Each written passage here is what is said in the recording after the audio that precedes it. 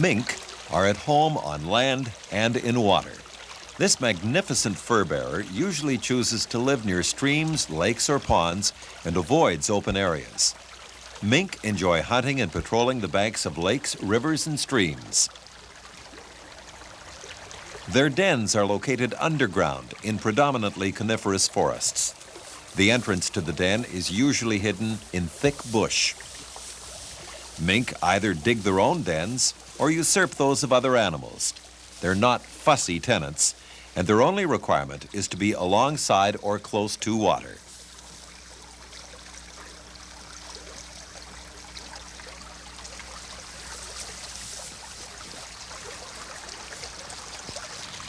Look, mink tracks, the surest sign of this animal which travels the same paths from year to year. Mink usually begin to hunt at nightfall. They conduct a thorough inspection of all the rodent holes in the neighborhood. But rodents are not their only victims. Mink also successfully hunt rabbit, partridge, and waterfowl. And one of their favorite prey is the muskrat. Last but not least, mink like fish. After eating fish, their dark droppings are soft, but they can be quite difficult to detect. It's better to look for their tracks.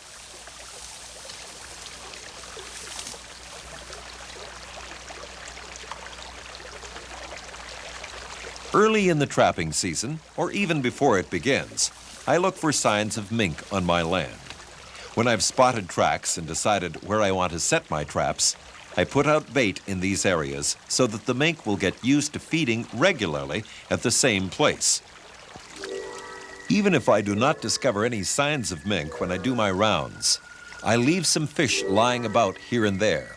Then if my bait disappears, I know there is some cagey mink hanging around the area. Certain species of fish may be illegal to use as bait. Find out about regulations for your own region before choosing the menu for your mink.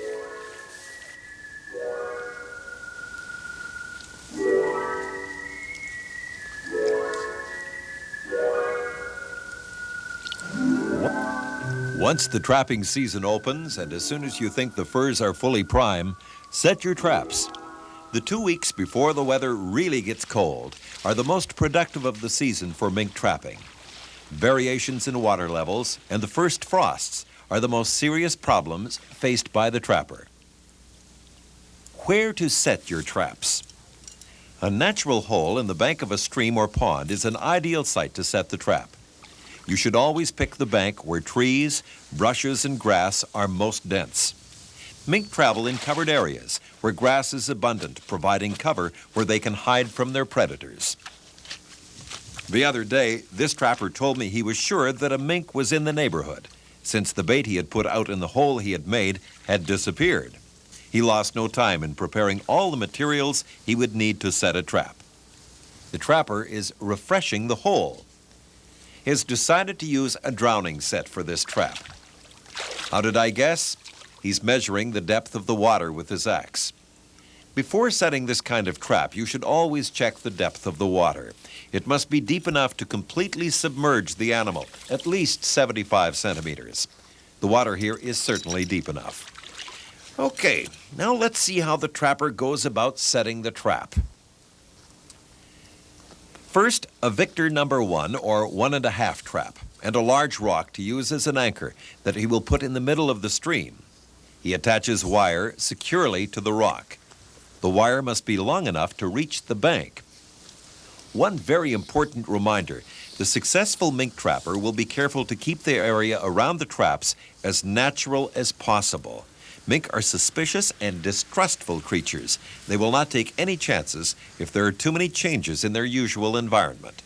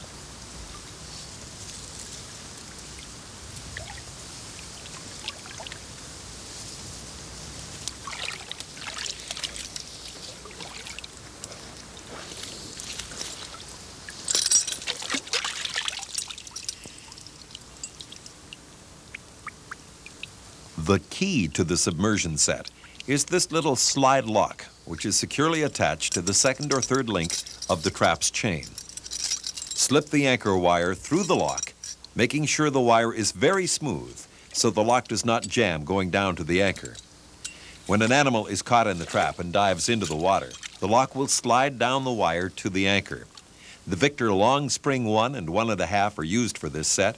These traps are heavy enough to keep the mink on the bottom of the stream and keep it there. The trapped mink's instinctive reaction will be to head for the bottom of the stream to escape the aggressor. When the animal tries to return to the surface, the lock will prevent it from doing so.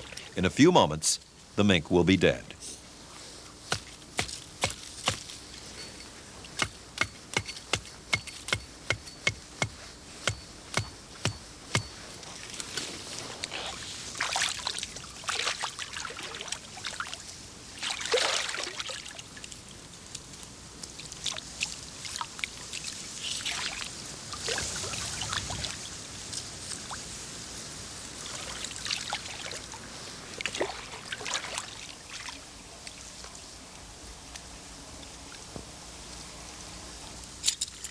Always make sure the lock is working properly before you install it. Then fasten the free end of the anchor wire to a stake near the trap, making sure the wire is stretched taut and straight with no kinks.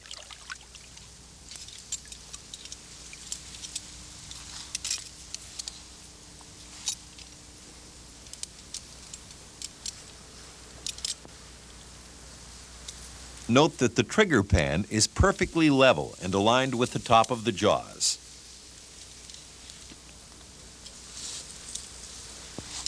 The trap is placed about 3 centimeters under the surface of the water at the opening of the hole. After attaching the trap to the wire, remove any obstacles that could interfere with the operation of the trap and lock. Do not use a trap this color. You could not catch any mink, but you may find them doubled over with laughter beside your traps. We've used this color here to show you how to position the trap. When it's its usual color, the trap is practically invisible under the water.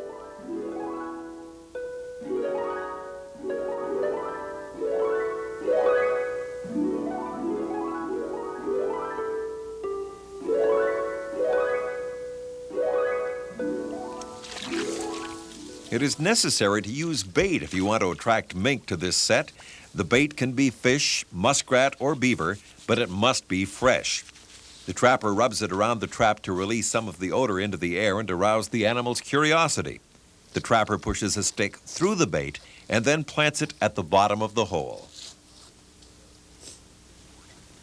If there are otters in your area, they could be attracted by this type of set. In this case, make your sets more solid, using a heavier anchor in much deeper water. To prevent a mink from reaching the bait without going through the trap, use an old branch or log to block off part of the entrance. This branch or log will also guide the animal right into the trap.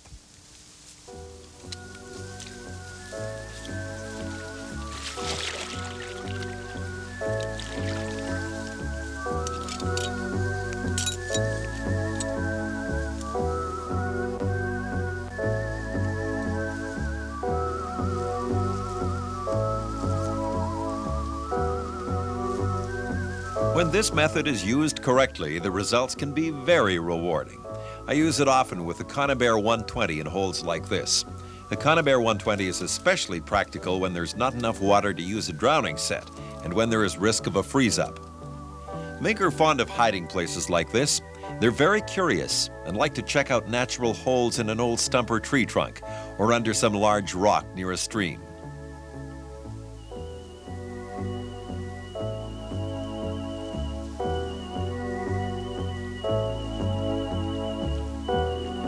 The holes are not easy to locate. There's one behind the grass. Can you see it?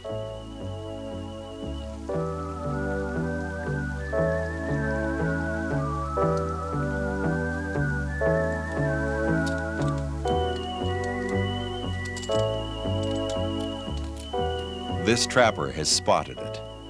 Let's watch him carefully. I think he will agree to show us some of his secrets.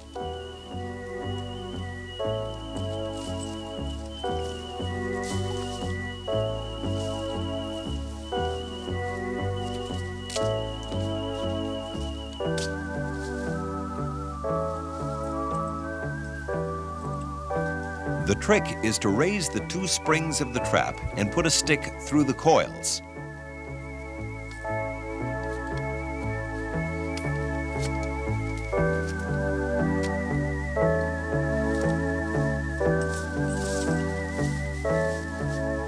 He carefully clears out the entrance to the hole and makes sure there are no other openings which a mink could use to steal the bait. He places some fresh fish on the floor well back in the cubby. I also use fresh beaver or muskrat meat for bait.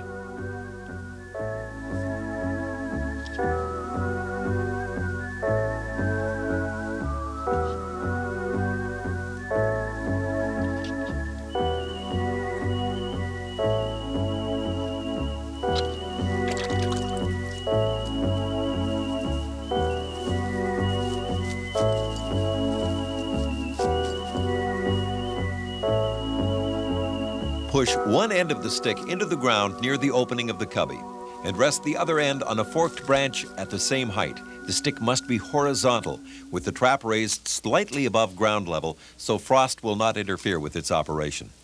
Spread the wires of the trigger well apart to cover as much space as possible in the trap opening. A mink can make itself very thin and is supple enough to go right through a poorly set trap without springing it. If you think it might be able to do this, readjust the trigger wires, but be sure not to make any adjustments after the trap is set and safety hooks removed. You'll be sorry, and your fingers won't want to try it again. The trigger must be positioned towards the entrance of the cubby so that the trap will be sprung as soon as the animal touches it. In other words, the trigger must be on the side of the trap closest to you. The trapper has decided to use some more branches to hold the trap firmly in place and make the entrance to the hole smaller. This is a good idea. You should make it impossible for a mink to get around the trap. The branches encourage the animal to enter the hole and go right into the trap.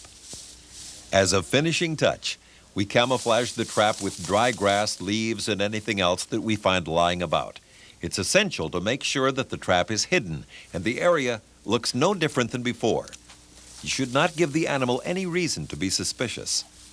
The best way to check if a trap is well camouflaged is to take a look from the angle at which the animal will approach it. If you can see the trap, a mink will see it too, so add a little more grass. Before leaving, you should always check that you have not forgotten anything, and make sure, of course, that the trap's chain is carefully fastened to a tree or a good solid log.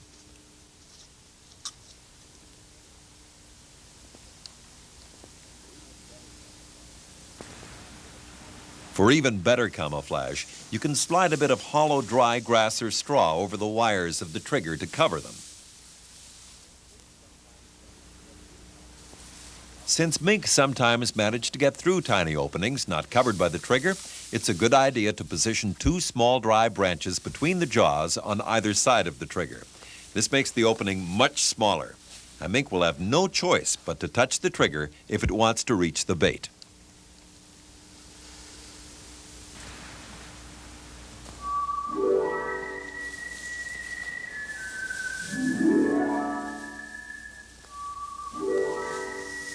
The two trapping methods we have just seen use bait to lure mink to a certain place. It's also possible to trap mink with a trail set. That is, to take them by surprise on a path they use all the time. This requires greater knowledge of the habits of mink and the places they frequent. This type of set can be used on the edge of a marsh or stream, at the opening of a culvert or below a beaver dam, where you've discovered clues that indicate the presence of mink. After you've found a passageway likely to be used by mink, clear the trail well enough for the animal to see it clearly. If the mink thinks the way is blocked, it might simply go around the trap. This trap is set the same way as the one we just saw. It's a Conibear 120 trap. Did you notice? We always use a 120 to trap mink. It has two springs and is powerful enough to kill a mink quickly, whereas the 110 has only one spring and cannot do so.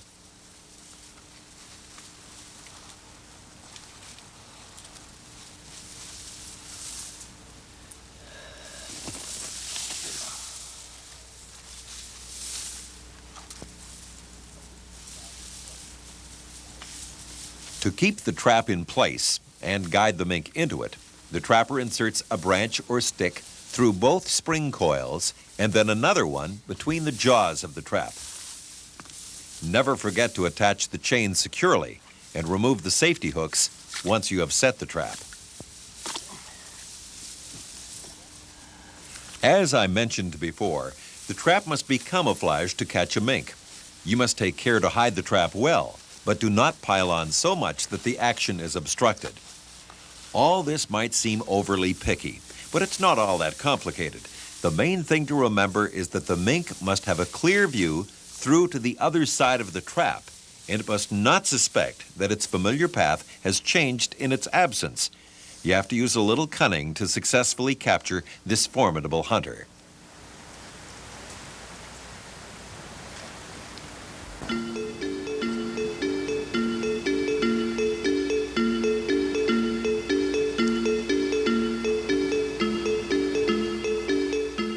I like trapping mink on the trail, but I do not always set my traps on firm ground because mink also like to travel in the water. So I sometimes set a Conibear 120 trap in a narrow part of a stream. Did you see that? Muskrat droppings. Mink is one of the muskrat's main predators, and these two mammals frequent the same places. If you discover signs of muskrat in an area, you can be fairly sure there are also mink around. There is no time to lose. This is an ideal site for a trap. A good trapper does not place his traps at random. He pays attention to the clues around him and learns to know and respect the land he traps on.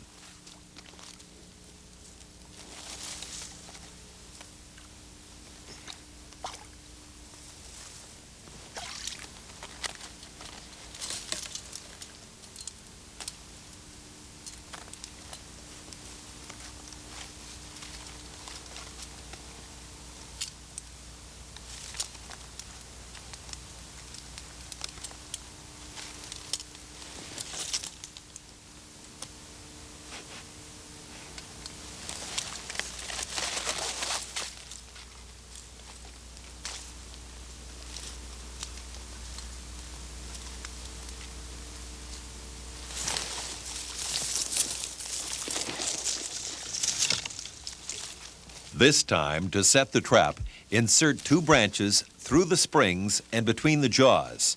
The sticks stabilize the trap, which lies at the bottom of the stream, and prevent the mink from going to either side.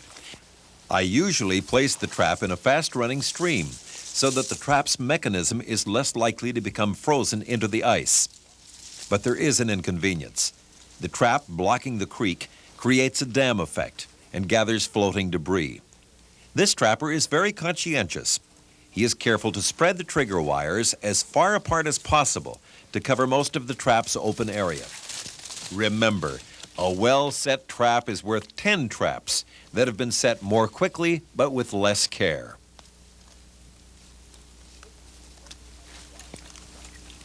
The trigger is placed at the bottom of the trap. This prevents damage to the pelt, and it ensures that the trap will strike the vital parts of the animal for a quick kill. As with all other methods, the trapper must try to leave the site in a state as natural as possible. If you use too much grass, the animal might go around it or jump over the trap, blocking its path. The last two traps we have seen are set almost identically. In both cases, you are trying to trap mink as they make their daily rounds. The first type is placed on firm ground, while the second is set in the water.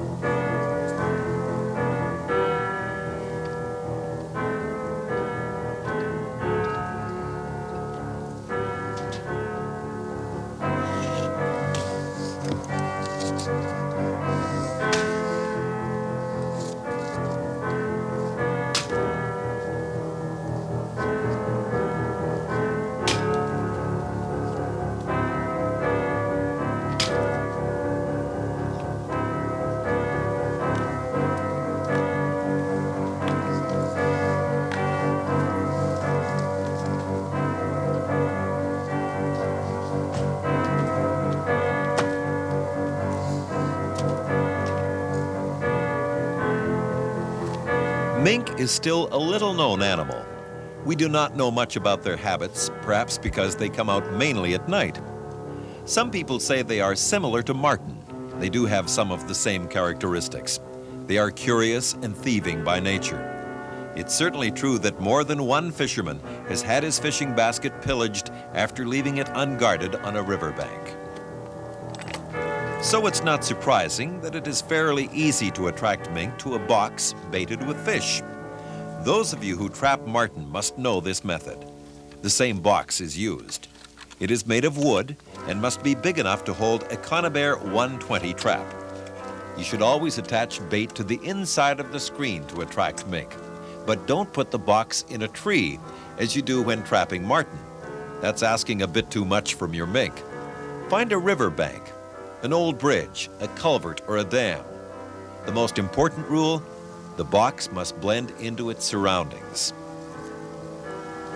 An experienced trapper will be able to recognize the best sites for a box set. The timbers of an old collapsed bridge make a perfect site.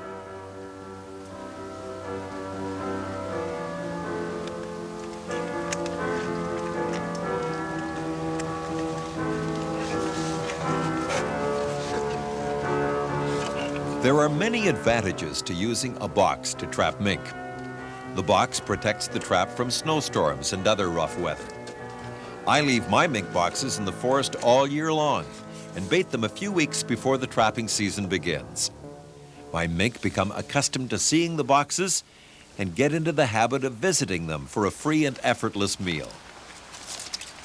The trapper places a Conibear 120 trap in the opening of the box, making it a little less obvious than this, of course. The trigger is positioned close to the outside of the box so that the trap will be sprung as soon as the mink enters. The wires of the trigger are spread apart and bent to cover most of the trap's open area. Do not forget to remove the safety hooks from the springs.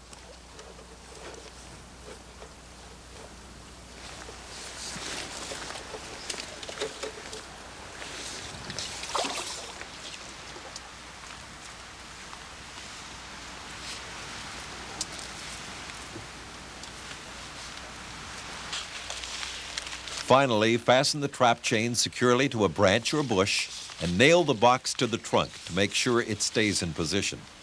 If you do not have any nails, you can use wire. Never trust chance, telling yourself that the trap will not move. Wind, snow, and animals have already played several tricks on me. See how the box blends into the surroundings? Use a little grass and a few branches to camouflage the trap as well as you possibly can.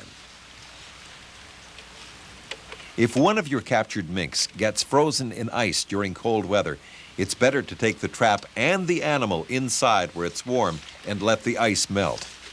If the ice is very thin, sprinkle the animal with water before carefully removing it from the trap to avoid damaging the fur.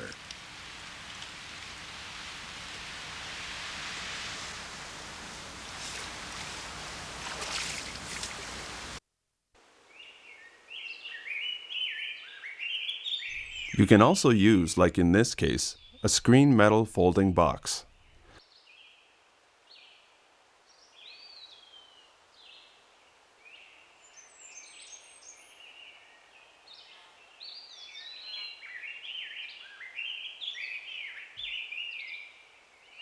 It is set on the shore of a lake or pond and held steady with small branches inserted in the screen.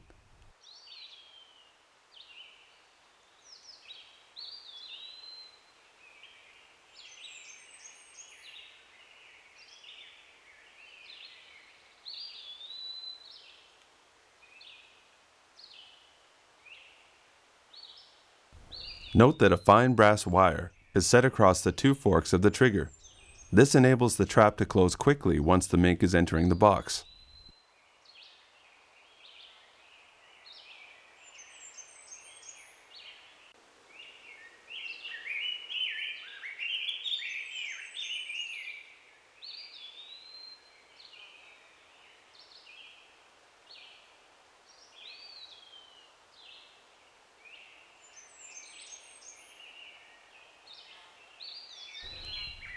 Always ensure that the trap is properly secure.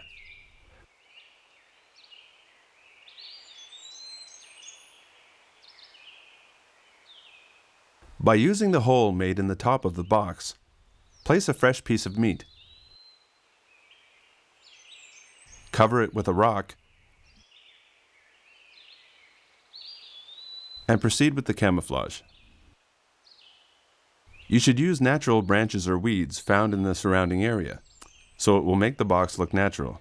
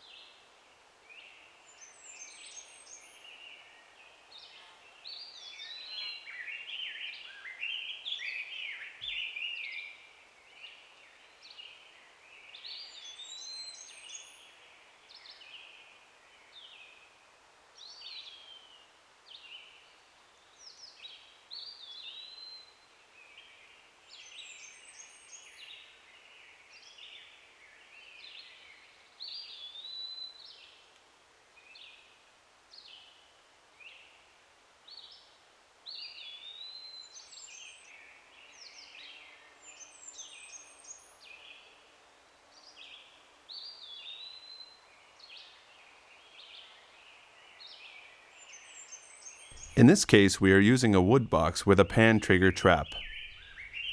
Note the angle of 45 degrees given to the pan. This ensures a quick closing of the trap when it is triggered. Various models of pan triggers are available on the market.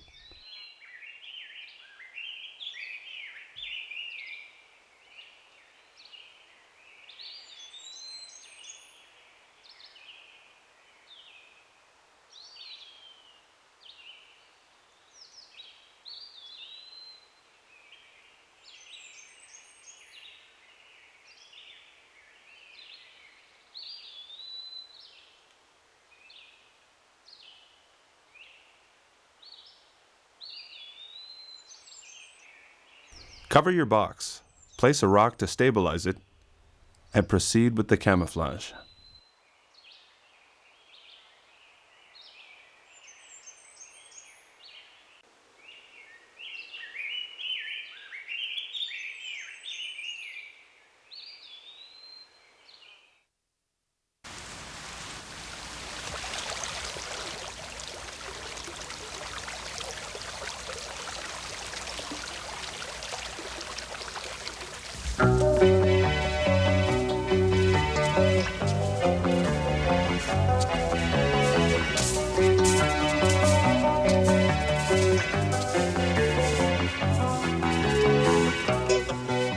Last year, this trapper told me he'd seen mink tracks beside the stream, but it was too late in the season to try to trap the animal. The pelt was not prime anymore. I advised him to wait for the next season. He made the right choice. When the time came, all he had to do was cut a few branches off this fallen tree, and a natural channel was created.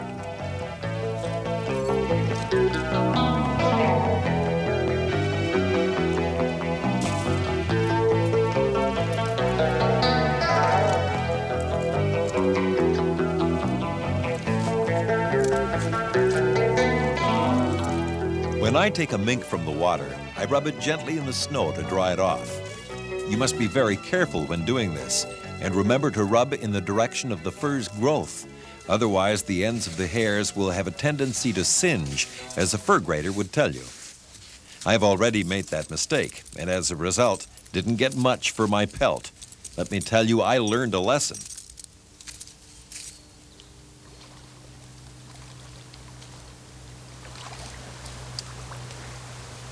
The mating season for mink begins in February and ends in early April. The female has an average of 4 kits a year. The gestation period is 50 days. In the spring, it is better not to trap if you want to help maintain the population. Also, since the female rarely strays far from the den, you can trap selectively for males by setting your traps away from streams. Finally, remember that a professional trapper always finds out what kinds of fish can be legally used as bait in his territory and inspects his traps as often as possible. He or she harvests their territory wisely to ensure that the resource will be preserved for future generations.